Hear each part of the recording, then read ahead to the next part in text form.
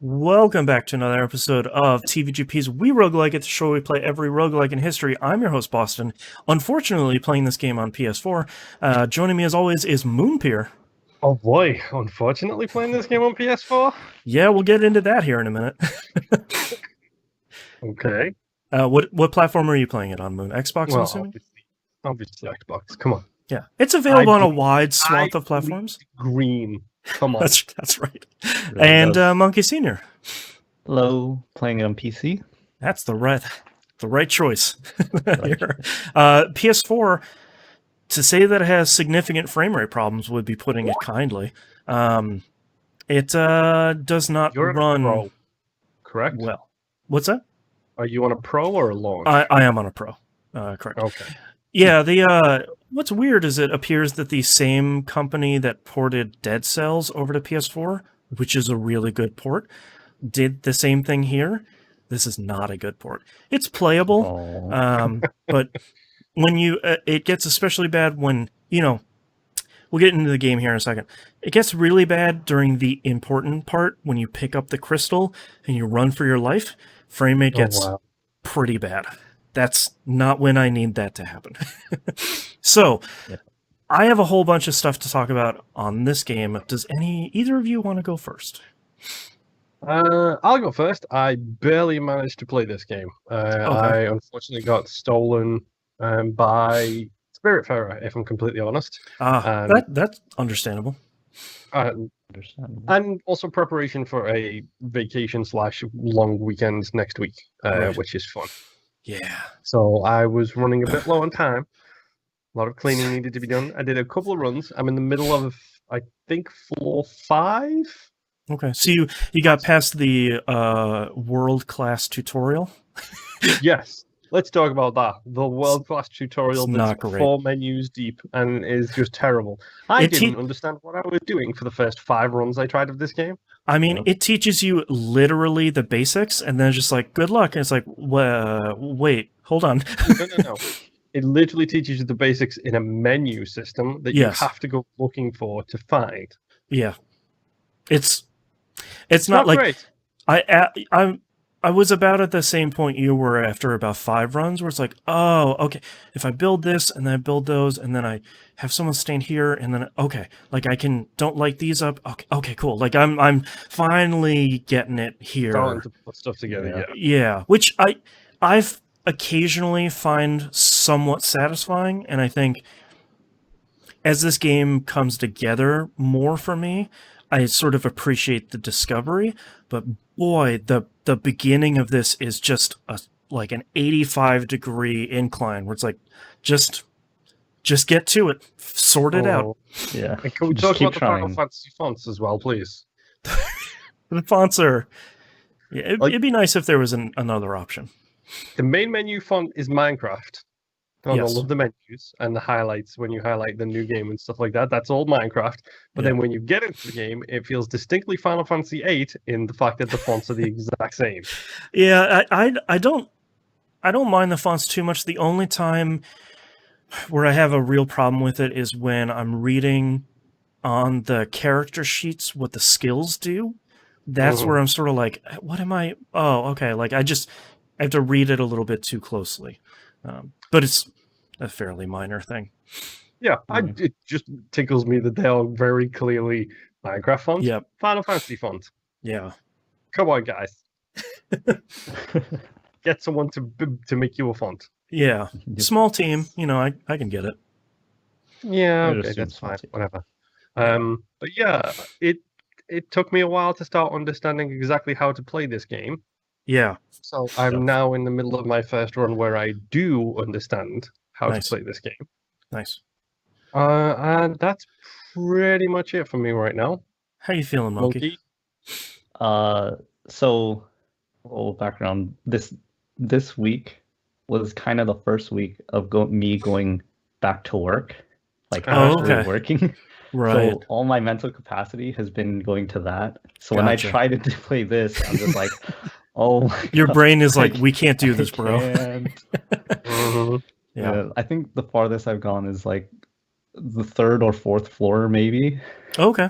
So you've like made But it past the crucible, which is like figure out the first floor. You picked up the crystal. Whoops! Like yeah, yeah, and it's it's been rough so far, but I I think at this point I want to like the game. Like yeah. that it's making me kind of like it. I'm not quite there yet because I haven't played enough of it. You can see the Um, promise. yeah. Yeah. The one thing the one really note that I have here is I like how unlocking characters works.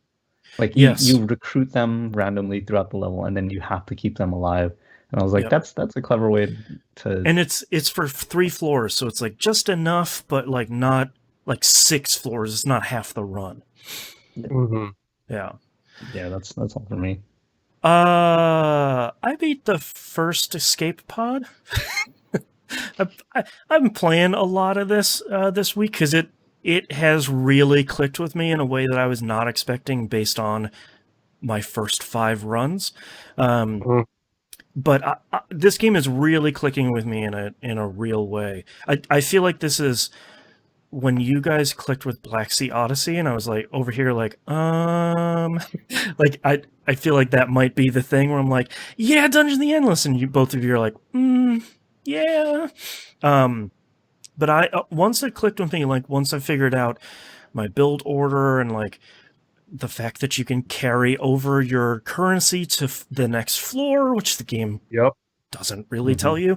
So it's like, yeah, first floor I'm finishing with like 120 industry, carrying that right to a really strong start in the second floor. Mm-hmm.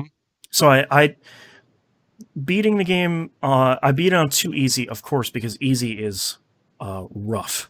easy is hard. Yeah, I was gonna ask because I'm in my playthrough where I'm up to like the 4th or the 5th floor is too easy. Yeah. Because easy was literally kicking my teeth in. Yeah, easy by like the time you get to the second floor is just like, here we go, man. Like the real Dark Souls starts now. And it's like, no, wait, I haven't found anyone else. I have 2 people. So I played a whole bunch, and once you finish the game on the escape pod, you unlock the infirmary pod, which gives you a distinctly different run, which sucks. This run is really hard.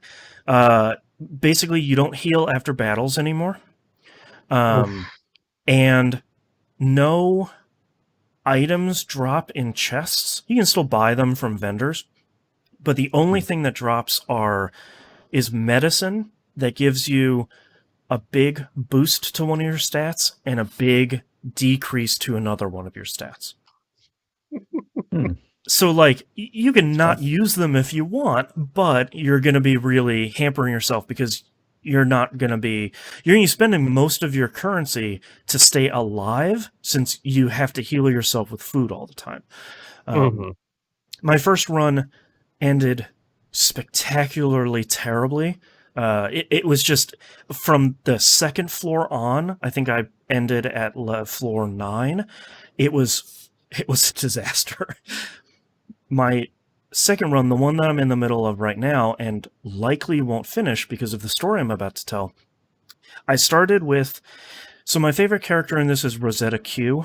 That's the robot with like the flat dome. Okay.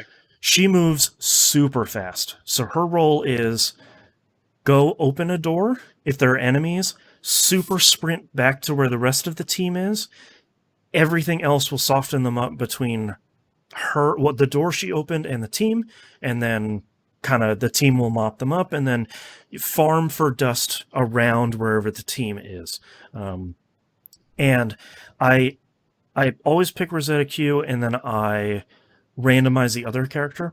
So I got Rosetta Q and Sarah Numis, the like Samus looking. The Samus looking one. Yeah, with the sword. I struggle with them because anytime I have a melee person in a room, it feels like they just stand there and do nothing while the people with the guns do all the shooting. Yeah, melee people are really tough to use unless you use their skills strongly. Like Rosetta Q, the first skill she learns is while the skill is active, every enemy under 25% explodes, and that can chain to other enemies. So like once you get people down, they just start popping like crazy. So run was going pretty well. First floor wasn't a problem, especially because both of them are super fast. Picked up the crystal, just sprinted right to the end. No problem. I picked up Josh Natello, which is the guy with like the cravat that bores everyone. His skill that I didn't realize was super strong is basically I'm putting him, because I can't heal automatically, put him on a food generator in the first room. He increases the output of that. And then whenever I get to something sticky, one of his skills, he increases the attack of every other hero on the floor by 40% if he is alone in a room with no party members and no enemies.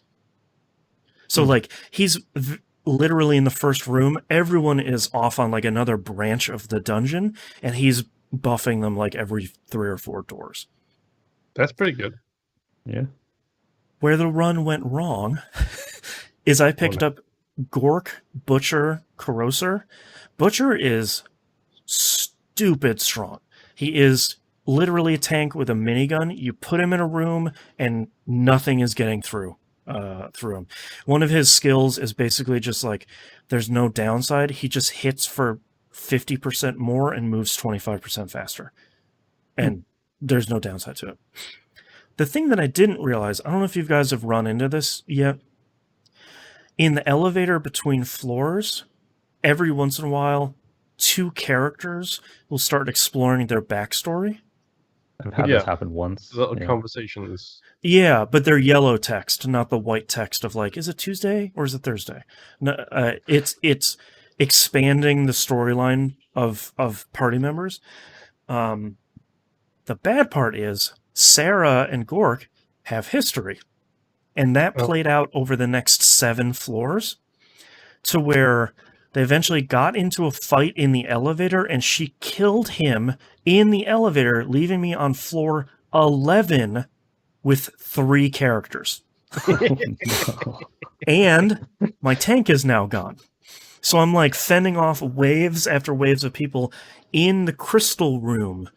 And I'm just like, this probably isn't going to go all the way, I'm going to guess. Because I just need to finish floor 11, finish floor 12, and then I will be home free. And I don't see that happening. Good luck with that. Yeah. Unless I find the escape room early on both floors, it's probably not going to be really great. Yeah. But yeah, that's my fun story of the week. The other one I had that I warned people of in Discord is depending on how slow your characters are, your crystal carrier can get to the escape room first, and the game will let you leave without the other people in your party. Yep.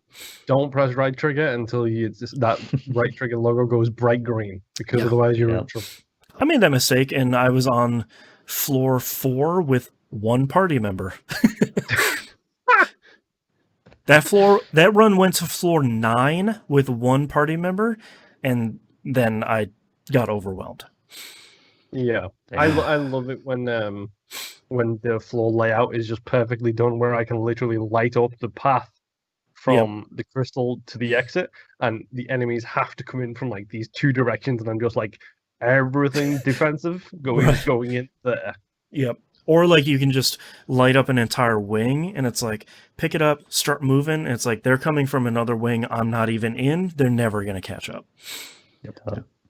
Dungeon of the Endless is really cool in a way that I wish it had a better tutorial, because I feel like if you're not used to roguelikes, that first run, you're going to be like, this game sucks. Like, what am I doing?